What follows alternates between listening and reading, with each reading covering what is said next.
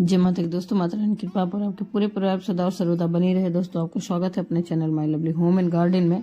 आज हम लोग बात करेंगे दोस्तों संकष्टी चतुर्थी के बारे में। कब पड़ रहा है और इसकी पूजा विधि क्या है, इसका मुहूर्त क्या है और कौन सा एक उपाय करें जिससे कि हमें विशेष लाभ मिले, सारी समस्याओं से समाधान मिले और भगवान का आशीर्वाद मिले।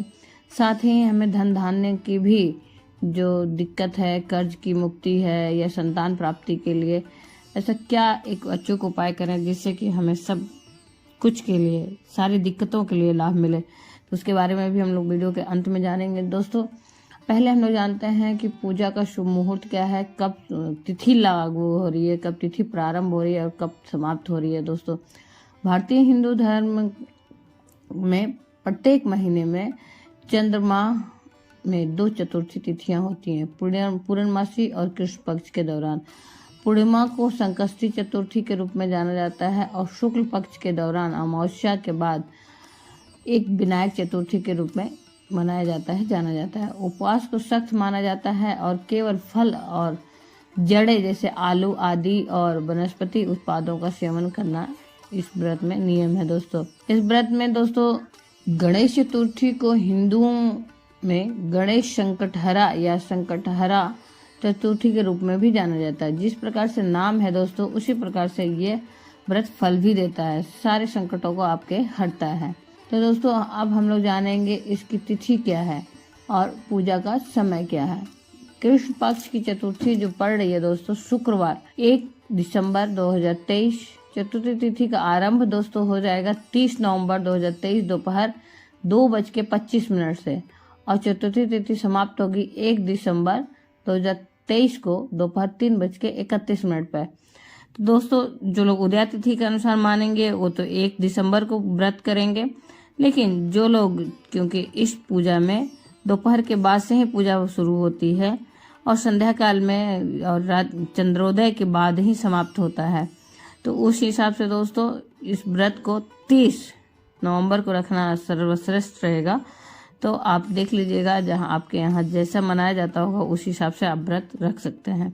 जो भी व्रती हैं जिनको व्रत करना है या फिर किसी कारणवश अगर व्रत नहीं धारण कर पा रहे हैं, सात्विक भोजन ग्रहण करके आपको पूजा करना है, तो इस दिन सर्वप्रथम नित्य क्रिया से निवृत्त होना चाहिए। ब्रह्म मुहूर्त में उठकर सर्वप्रथम संकल्प लेना चाहिए, एक दीपक जलाइए और संकल्प लीजिए। अगर वो गणेश भगवान का विग्रह है आपके घर में तो आप उनका अभिषेक जरूर कराइए। पंचामृत अभिषेक, गंगा जल अभिषेक, गंगा जल मिश्रित जल से अभिषेक अवश्य कराएं। अभिषेक करा के साथ शुद्ध जल से अभिषेक कराने के बाद दोस्तों आप पूजा षोडश विधि या पंचोपचार विधि से कर सकते हैं। यदि आपके पास मूर्ति नहीं है, विग्रह नहीं है, तो आप जल का छिड़काव करके फोटो पे अगर पूजा कर रहे हैं, तस्वीर पर पूजा कर रहे हैं, तो किसी चित्र पर पूजा करें तो गंगा जल का छिड़काव करके आप कर सकते हैं। बहुत से लोग इस दिन चौकी अलग से बनाते हैं, गणेश भगवान के स्थापित करते हैं। आप यदि करना चाहते हैं तो कर सकते हैं, वरना जहाँ पे आप डेली की नित्य की पूजा करते हैं वहाँ पे कर सकते हैं। संकल्प लेने के बाद दोस्तों, संकल्प लेने के लिए हाथ में चावल लीजिए आप, फिर पुष्प लीजिए, 1 रुपये का सिक्का लीजिए, जल लीजिए और अपने नाम, गोत्र, स्थान और मनोकामना आदि बोलते हुए भगवान के चरणों में सारी चीज़ों को अर्पित कर दीजिए। इसके लिए दोस्तों आप भगवान के नाम पे या तो उनकी प्रीति प्राप्त करने के लिए बोल सकते हैं, उनका आशीर्वाद, उनका साथ प्राप्त करने के लिए व्रत कर रहे हैं और भगवान के चरणों में सारी चीज़ों को समर्पित कर दीजिए। इसी प्रकार से व्रत करने के बाद दोस्तों आप भगवान के स्नान आदि के बाद आप उन्हें रक्षा से वस्त्र रूपी कलावा अर्पित करें, जनेऊ अर्पित अवश्य करें दोस्तों। और भोग में आप मोदक का भोग अवश्य लगाएं, भगवान को मोदक अति प्रिय है, लड्डू, मोदक, इन सब चीज़ों का भोग अवश्य लगाएं भगवान को। फिर उसके बाद दोस्तों भोग लगाने के बाद आप धूप दीप नैवेद्य, मतलब धूप दीप दिखाएं और भोग लगाएं, आरती करें, अंत में गणेश चालीसा का पाठ करें इस दिन और अंत में आरती करें। और सारे कार्य को करते हुए किसी न किसी मंत्र को आप जप सकते हैं। ओम गंगणपतये नमः मंत्र का जाप करते रहें और इस प्रकार से पूजा करने के बाद दोस्तों अंत में आरती अवश्य करें। अगर समय है तो आप बैठ के आप पाठ कर सकते हैं या जाप कर सकते हैं भगवान के मंत्र का, जितना आपके पास समय हो, सामर्थ्य हो, उस हिसाब से कर सकते हैं। फिर दोस्तों गणेश चतुर्थी का महात्म क्या है। संकट को हरने वाली चतुर्थी को संकष्टी चतुर्थी कहते हैं। संस्कृत भाषा में संकष्टी शब्द का अर्थ होता है कठिन समय से मुक्ति पाना। यदि किसी भी प्रकार का दुख आपके जीवन में चल रहा हो तो उससे छुटकारा पाने के लिए विधिवत रूप से इस चतुर्थी का व्रत रखकर गौरी पुत्र भगवान गणेश जी की पूजा करना चाहिए। इस दिन लोग सूर्योदय के समय से लेकर चंद्रमा के उदय होने के समय तक उपवास रखते हैं और अमावस्या के बाद आने वाली शुक्ल पक्ष की चतुर्थी को विनायकी चतुर्थी कहते हैं। उसी प्रकार से पूर्णिमा के बाद कृष्ण पक्ष में आने वाली चतुर्थी को संकष्टी चतुर्थी कहते हैं। दोस्तों, ये तो रहा इस व्रत का महात्म्य। इस दिन आपको, जैसे बहुत लोग संध्या काल में चंद्रमा को देखने के बाद, रात्रि का चंद्रमा उदय हो, उनका पूजा करने के बाद कोई मीठा भोजन ग्रहण कर लेते हैं और बहुत से लोग फलाहार से ग्रहण करते हैं और बहुत से लोग भोजन करते हुए, सात्विक भोजन करते हुए शिव पूजा करते हैं। जैसा जिनके पास सामर्थ्य होता है दोस्तों, उस प्रकार से करते हैं इस दिन पूजा। तो लेकिन चंद्रमा को देखकर अर्घ देना और उनका विधिवत पूजा करना आवश्यक होता है इस व्रत में। तो इस बात का विशेष ध्यान रखिएगा। चंद्रमा जब उदय हो जाए तो उनको देखकर कच्चे दूध का अर्घ अवश्य दें। इसी प्रकार से हम लोगों ने बात की थी कुछ उपायों के बारे में, छोटे छोटे उपाय जो करने आवश्यक होते हैं। गणपति भगवान को मोदक के साथ साथ केले का भोग अवश्य लगाएं। ऐसा करते हैं तो उनका विशेष आशीर्वाद आपको प्राप्त होता है। दोस्तों, आपके जीवन में आने वाली हर समस्या का समाधान मिलता है। उसके बाद आप भगवान को तांबुल अवश्य अर्पित करें। तांबुल में आप इलायची अवश्य डालें, लौंग, इलायची, और साथ में सुपारी रखकर भगवान को अर्पित करते हैं। उससे भी आपको विशेष लाभ मिलता है। दोस्तों, साथ ही भगवान को जनेऊ अवश्य अर्पित करें। और उसके बाद दोस्तों, गणपति भगवान को प्रसन्न करने के लिए सर्वश्रेष्ठ होता है दुर्वा। उनको अति प्रिय है दुर्वा। उनके भोग में दुर्वा अवश्य लगाएं। और दुर्वा 21 की संख्या में ले सकते हैं, 21 या फिर 11 डंडियों की संख्या में ले सकते हैं और दुर्वा का भोग लगा सकते हैं दोस्तों। तो उससे आपको विशेष लाभ मिलता है, विशेष आशीर्वाद और विशेष कृपा मिलती है। साथ ही हरे मूंग अवश्य ही अर्पित करें इस दिन भगवान को।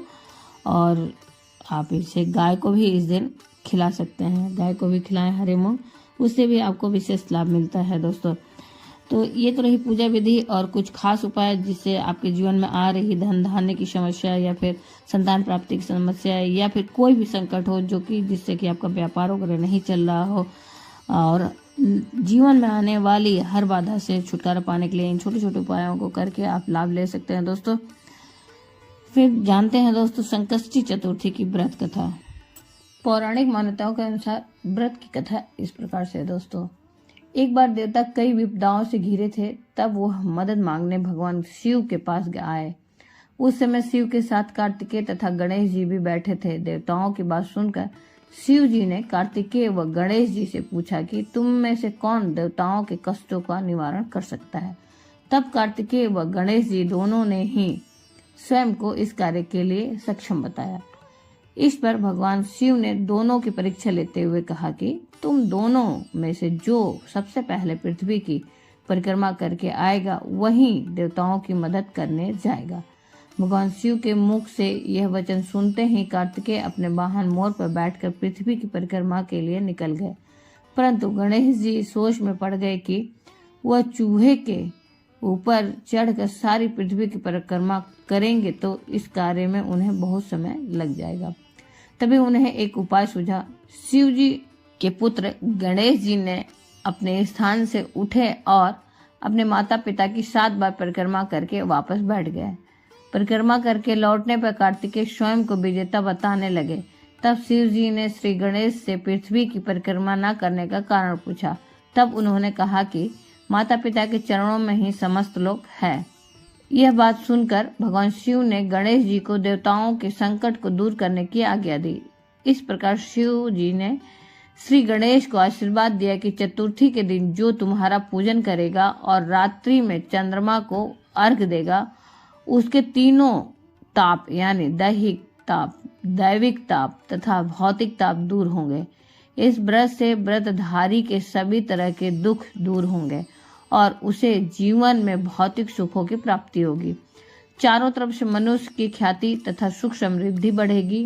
तथा पुत्र पौत्रादिक धन ऐश्वर्य की कमी नहीं रहेगी। अतः यह चतुर्थी हर विपदा दूर करने वाली मानी जाती है दोस्तों। तो दोस्तों ये तो रही गणेश चतुर्थी की व्रत कथा, संकष्टी गणेश चतुर्थी की व्रत कथा। उम्मीद करते हैं कि ये वीडियो की जानकारी आपको अच्छी और उपयोगी लगी होगी। यदि इस वीडियो की कोई भी जानकारी आपको अच्छी और उपयोगी लगी तो लाइक तो अवश्य ही करिए। उपयोगी है वीडियो तो मेरे चैनल को सब्सक्राइब भी करिए दोस्तों। बेल नोटिफिकेशन अवश्य ही दबाइए जिससे आने वाली वीडियो आपको समय से प्राप्त हो सके। कोई भी प्रश्न या सुझाव हो तो कमेंट बॉक्स में लिख सकते हैं। फिर मिलते हैं एक नई जानकारी के साथ नई वीडियो में। तब तक के लिए जय माता की, माता रानी के पाप और आपके पूरे परिवार सदा सर्वदा बनी रहे दोस्तों। धन्यवाद।